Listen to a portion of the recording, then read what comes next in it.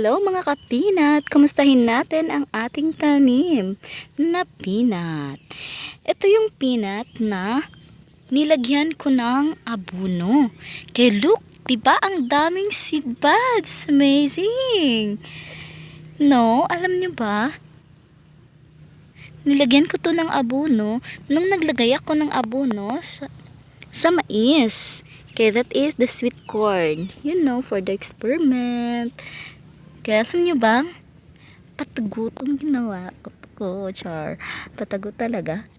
Hindi, kasi pinagbawalan na ako ni Papa. Sabi niya, mag-aabono ka ng ibang plants, baka lagyan mo ng abono yung maniha, bawal.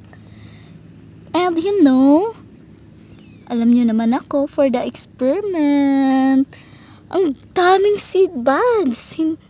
Amazing talaga. Kaya look, tingnan nyo pa rin isa. Okay, yan. Okay, yung seed buds. So, thank you. Thank you sa abono na 14-14. Okay, yung granules yun. Pero, nilagay ko siya sa medyo malayo, sa malayong part ng mani. Kasi daw, mamamatay yung mani kung ilalagay sa puno. Oh guys, tignan nyo. Ang dami talaga niyang seed buds.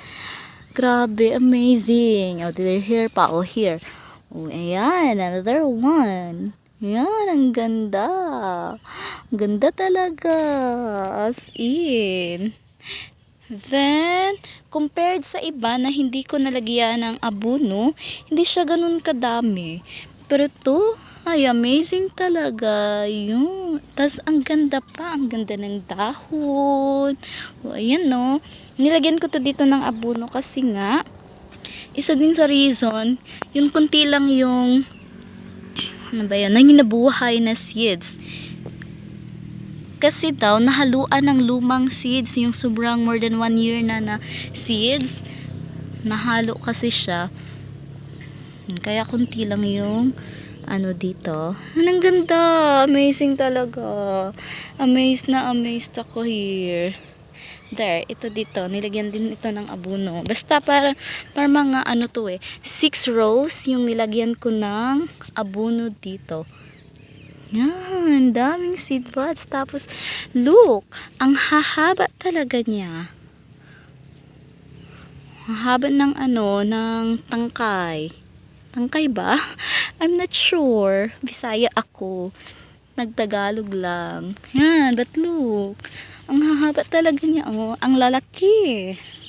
And very, very healthy. Yan, thank you, thank you. Ang ganda. Sana hindi ito masira, hindi ito, si Pipito, hindi malakas.